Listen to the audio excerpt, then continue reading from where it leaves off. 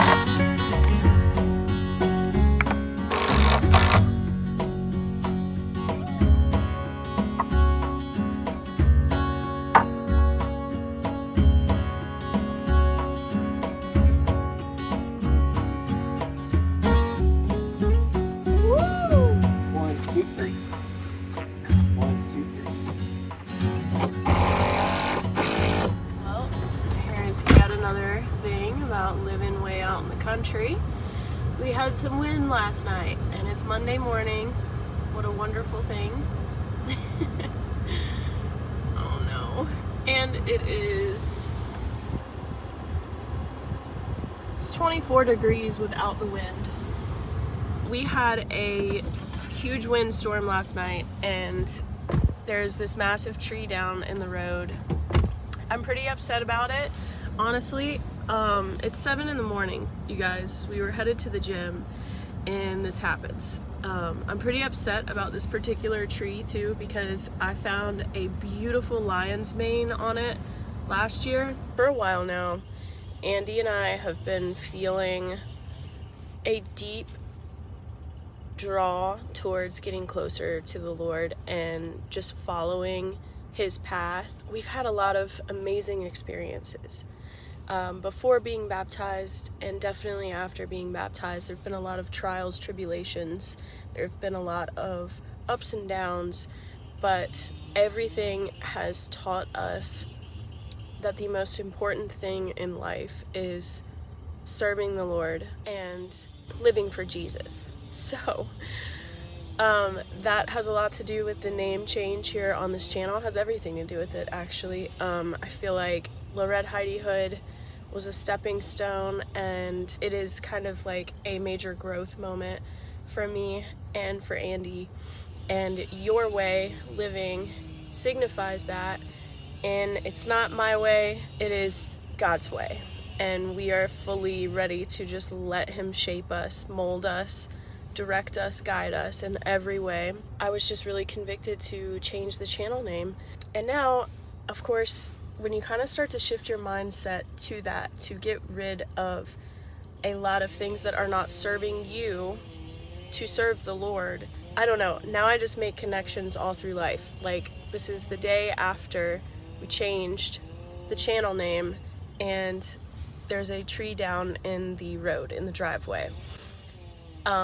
I'm a lot more like spiritually connected with these types of things, I think, than Andy is. He's like, oh, that's just life. But I see it as a sign or a message, at least to signify that, yes, we are on the right path. And all of the obstacles or all of the things that are stopping us from his way, the Lord's way, we must remove. We must get out of the way to clear the path, to clear the road.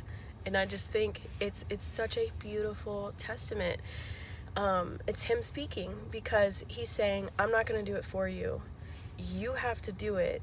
But what is on the other side is beautiful. I love it. Now, I'm going to go help Andy because he just moved this whole tree by himself. Alright, you guys, tree is cleared. What did you just say about it? I said God just gave us a load of firewood. Yeah, that is good stuff. Like a bunch. So we've got a little different plan today. Instead of working on the chicken coop back there, we were blessed with a tree that fell across the road last night at some point. The wind's been terrible. First, I'm gonna go cut this tree up and then bring it back over here and make it into some firewood because we are low. As you can see, we've got 5 pieces of firewood left. So I'm gonna cut these down into more manageable pieces, and then I'll take them up and split them and go burn them because it is absolutely freezing today.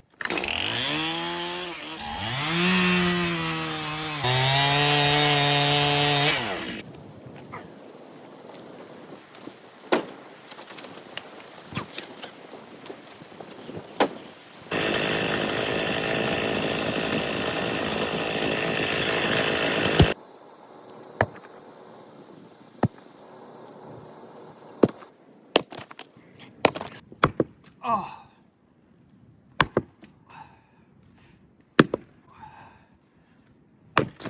So that's the haul.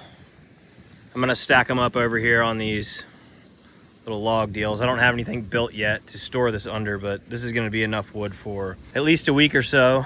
And this tree was shaped like a heart, so I saved these for Heidi. We'll make something out of them at some point, but now it's time to stack them. It's actually not quite as much wood as I thought. Got a nice pile here and a nice pile over here. All right, guys, I am up and running today. We have had another major cold snap.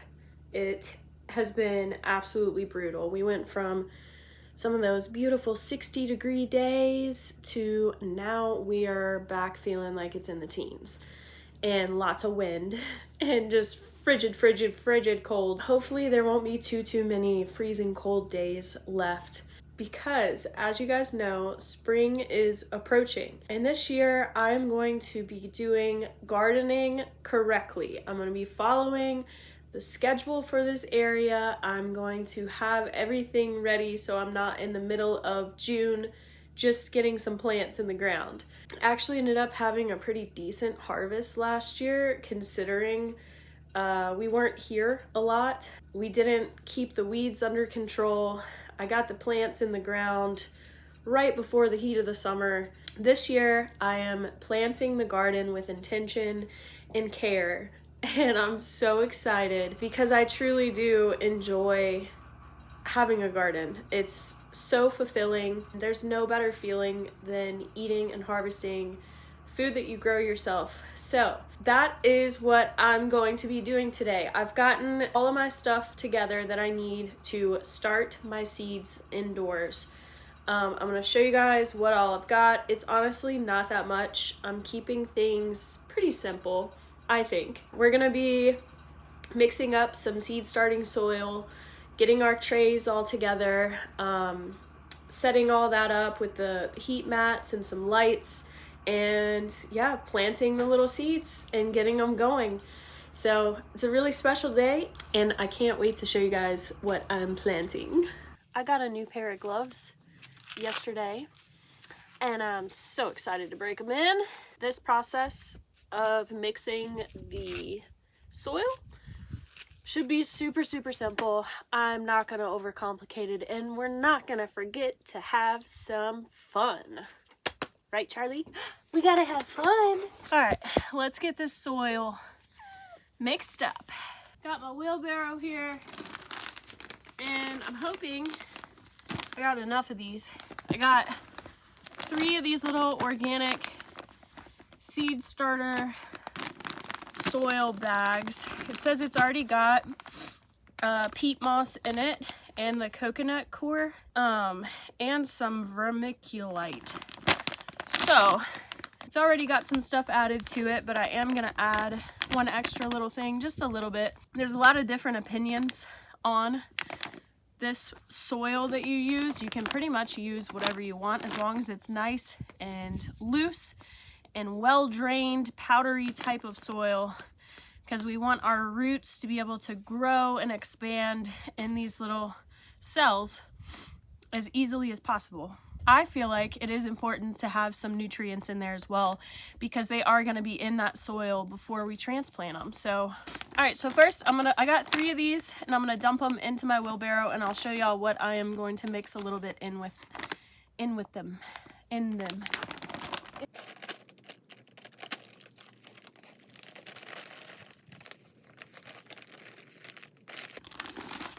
Alright, so my little added ingredient is going to be this, these earthworm castings.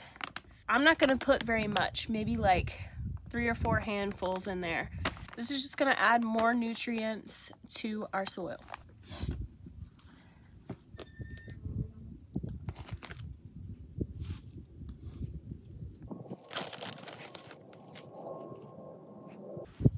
This is looking really good. It's so light and powdery. That's exactly what we want.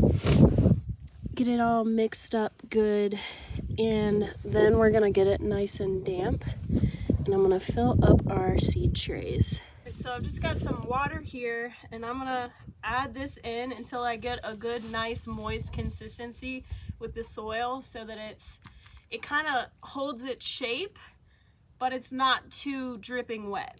I'm gonna add a little bit at a time.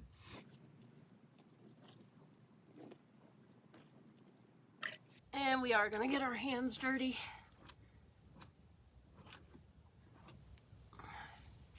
When I pick up some, it does hold its shape. I'll show y'all. This is how it sticks together. Alright, so at this point y'all probably think I get everything on Amazon, and honestly I do get a fair amount of things because it's just so easy instead of making the trip to town all the time. Andy likes to do that, not me so much. Like right now he's at Lowe's because he had to go get a board or something, which actually I did get him to get me something else too. Anyways, so these seed trays that I got have 40 cells in each one, and I've got 5 right here. I have another 5 inside, so I've got 200 total cells right here we could fill today, and then I've got a backup extra 200, so 400 seed cells. I doubt we're gonna use all of that, but we'll see how much soil we can fill, and then we'll figure out how many seedlings we're gonna plant. I'm just gonna take one at a time and fill them up.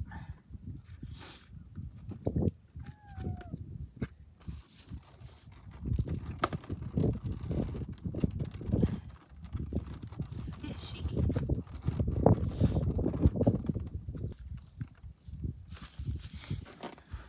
That's the beginning of a beautiful harvest. Yeah.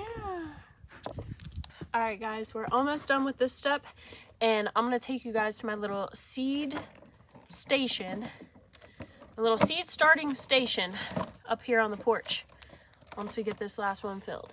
So here is my little seed starting station. I'm just starting with 5 for right now. We'll see what we're working with, but I've got my seeds. Oh, this is so exciting. All right, I am so excited. Ooh. All right, so for the most part, I tried to keep the cost down on most things. I didn't have to buy any seeds so far. I still had all my seeds from just seeds that I've had. So yeah, I didn't have to buy seeds, but so far I got the seed trays, I got a little shelving unit, and I got a few warming mats and some grow lights. So not too bad. It's gonna be a lot cheaper than buying plants, or in the long run, it's gonna be a lot cheaper and more fulfilling to harvest and grow your own food. So gotta keep that in mind. But in these first 5, I'm gonna go with like the top priority things that need to be planted right now this time of year, which this is a first for me, being on time, on schedule with starting seeds or planting. This is a first, so I have high hopes that this is gonna pay off.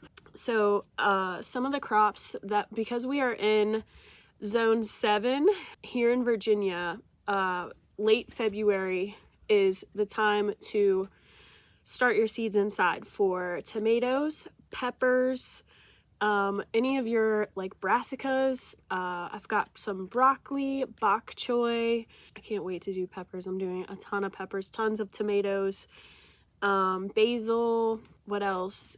I feel like I'm leaving out some stuff, but I'll let you guys know as we're going through it.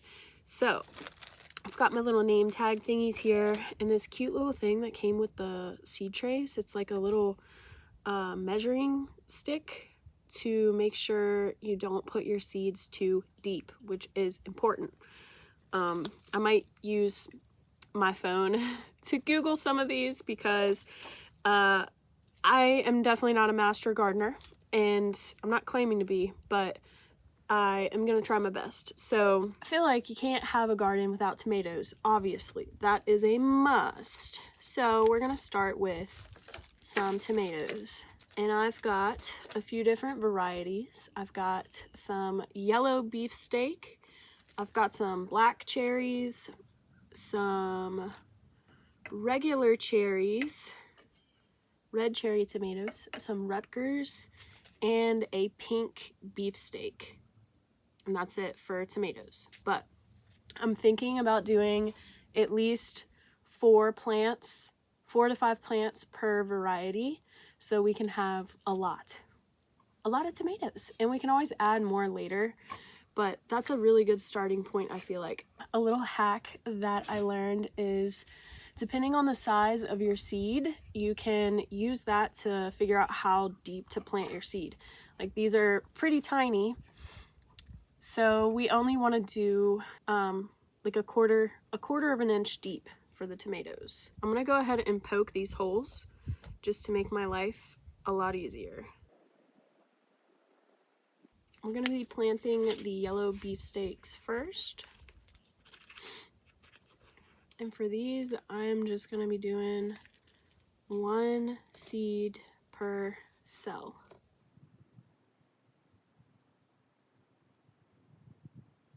And then we've got our pink beefsteak tomato. You guys, this to me looks like one of those big juicy heirloom red yummy tomatoes. So I want to at least do 5 of these.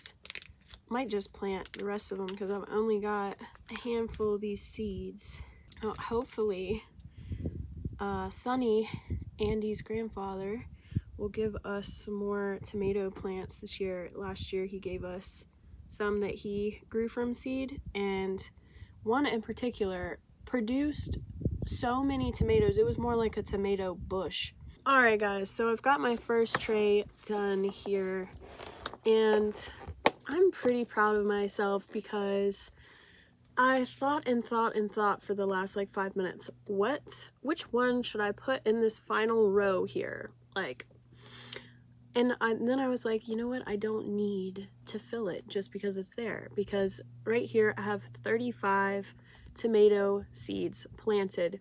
And maybe not all of them will grow, but still, that's a lot of tomato plants. So I don't think I need to fill the tray just because there's that many in here. But this is my tomato tray. I've got the yellow beefsteak, pink beefsteak, got 2 rows of those, 2 rows of Rutgers, and a red cherry and a black cherry row. So that's gonna be amazing, absolutely delicious. And now we are moving on to the pepper tray. Last year, Andy and I grew some that we got from the farmer's market, and there were these rare peppers.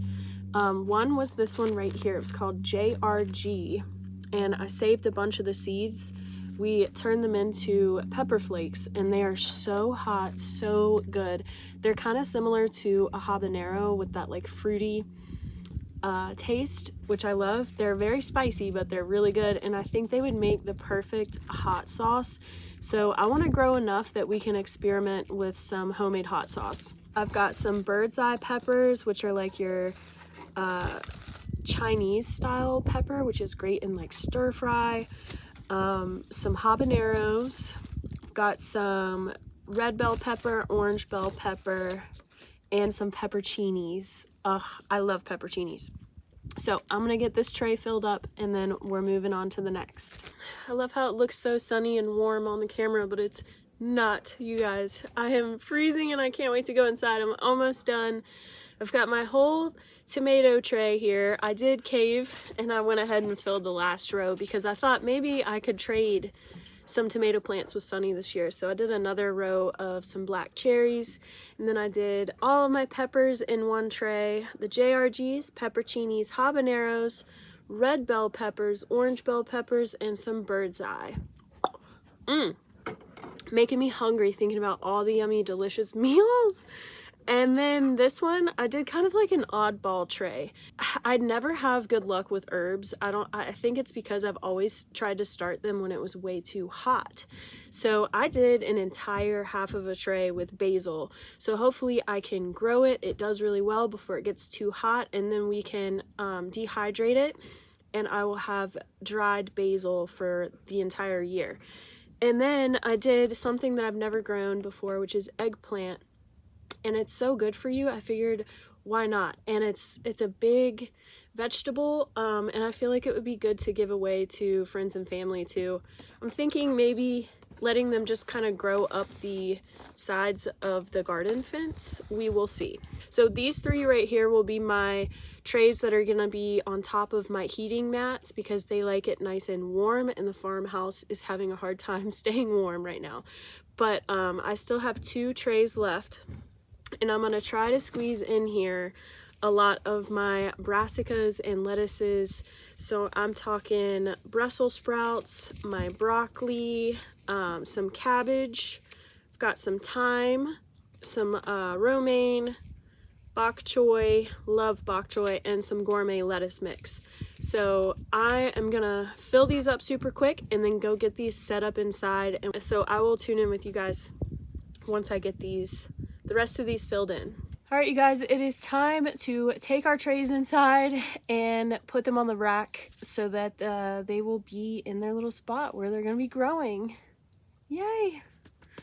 Okay, you guys, I am finally inside trying to thaw out, and I'm upstairs in, we call it the queen room. It was featured in the last video. This is the room where I used this Dyson right here to clean up a bunch of cluster flies and ladybugs. We don't really use this room, so I figured it would be perfect to set up my little seed tray station, and it is. Andy picked up the shelf for me earlier at Lowe's, as well as a outlet strip thing so that when we do hook up the lights, the little grow lights, I'll have plenty of plugs for those. But I am gonna go ahead and plug in my heat mats for the pepper and the tomato trays and water them really good, but nice and lightly, and then put the lids on there, and they should be starting day 1. This was a swimsuit that was original. It was here in this farmhouse from probably the early 1920s. And my mom made me try this on like 5 years ago. And it's just a hanging in here on the back of the door. I did get these off of Amazon as well. I think they were only like 10 bucks. But yeah, I'm just gonna lightly mist and get the soil nice and damp.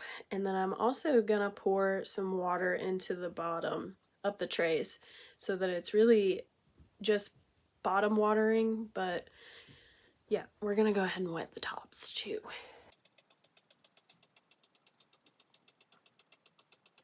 Because the farmhouse is really hard to keep above 70 degrees, like upstairs I think it's 65 right now, that's why I've got these heat mats, because they're gonna really help me keep above 70 degrees, which is what we want.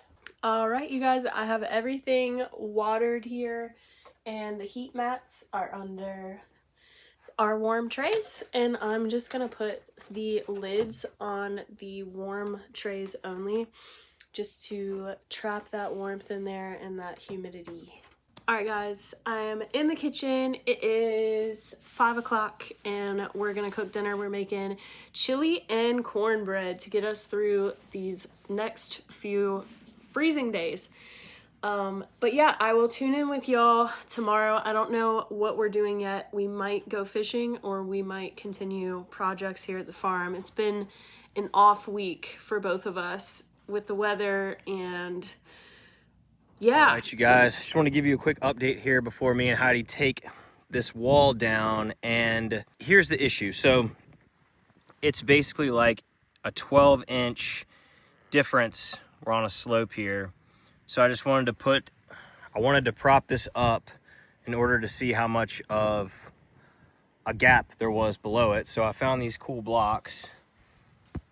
And basically what I'm gonna do is just dig out a little spot right here, put some gravel in it, put the block down, and then put a little 4x4 and screw the bottom cap to it. And then for up there closer to the chicken coop itself, I'm just gonna use these little pavers right here, level it out and put those down, and we should be good to go. Hello guys, welcome to a brand new day. I'm on Andy's All right, look. footage for today. He needs my help, so I'm taking one for the team, and we're gonna do some good quality teamwork today. What are we doing? We're propping this thing up. We're propping this thing up. Oh.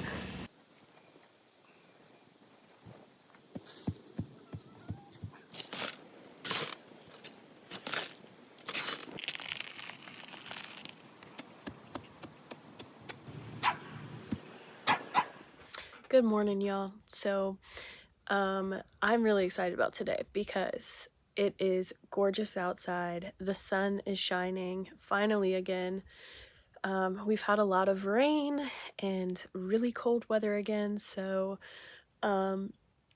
yeah, it's starting to feel like that's breaking up and we're getting some nice weather again. So I am gonna get outside today and go repaint the chicken coop. In our first video, you guys saw I painted it a beautiful blue, but after spending some time looking at it, it is really, really blue. It's really, really blue. And the more I thought about it, the more I thought, okay, if Andy and I are gonna have any other buildings, like a shed in the future, which needs to come very soon because we have nowhere to put all of our tools and our garden stuff. We want everything to look cohesive. A lot of the old sheds that are over here are the beautiful barnwood color. And then we've got the white farmhouse. So we can't go making every structure or every little thing a new color. Anyways, that's what I'm about to do, is go paint this chicken coop. And Andy's out there right now, I think building one of the walls for the run. So what do y'all think? Is it gonna be a good day? Oh my goodness, look who just came up. Ooh, oh my gosh. So I don't think that painting in my dress would have been a good idea. So I put on my chicken shirt, and the new paint color is going to be alabaster. If you guys have ever done any painting with white, I'm sure this is like the best, safest choice you could make. Here we are at the cute little coop, but we've got to say goodbye to the blue.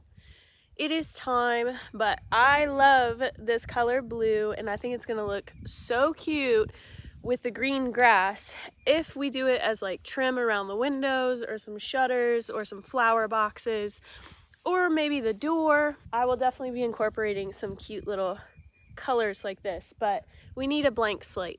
We need everything to be flowing. So, saying goodbye to the blue today. Andy just walked away.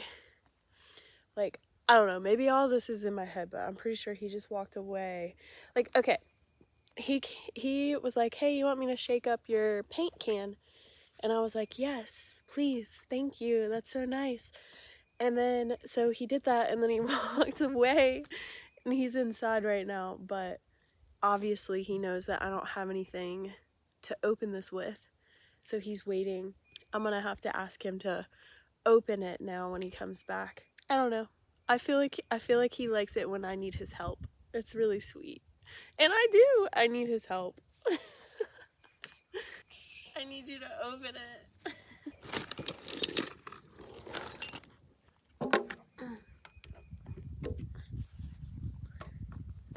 Thank you. You're welcome. What would I do without you? I don't know.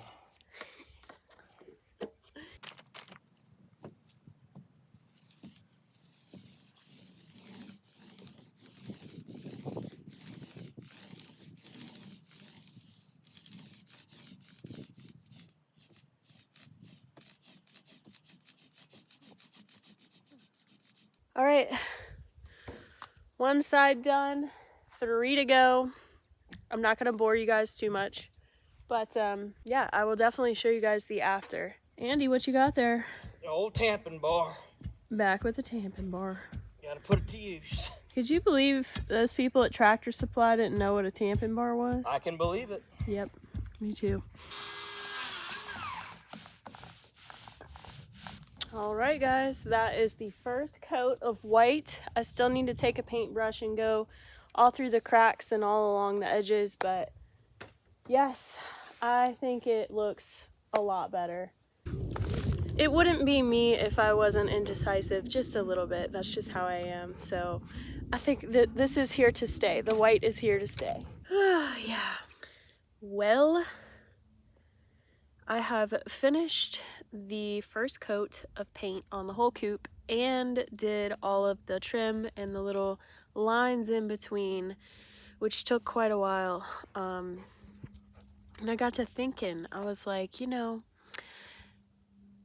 Andy painted it the first time, which was very sweet of him, and this is his project. And I'm like, why am I painting this? But I guess it was my mistake picking the blue color, so it's only fair. But yeah, from here on out, I think after I'm done painting, and then he's about to make me help him put up the wall. After that, you guys, I've got to get back to my projects because actually, look behind me. This is the garden. This is the state of the garden. So my main focus is now about to shift to garden, sheds, all things outdoors. The moment of truth. Yeah, let's see if this wall, I don't know what we're doing really, but I'm here. Did that go?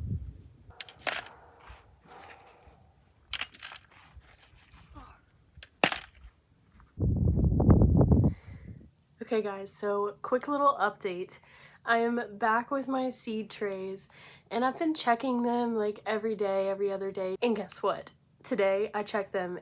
This is the 3rd day after we planted them and I already have germination. I already have some sprouts. I couldn't believe it. I've got my lights set up now because as soon as they sprout, you want to get some light on them, obviously. So here on the red cherry tomatoes, but as you can see, they got really spindly and skinny because they were actually over here and they were trying to get some light from the window. So I didn't have any lights on them because I didn't know that they had sprouted already. New growth. This is so beautiful. Look at our Brussels sprouts. I can't contain my excitement, you guys. I feel like my little green thumb worked. I have a feeling that it's going to be a really good garden this year. Fingers crossed.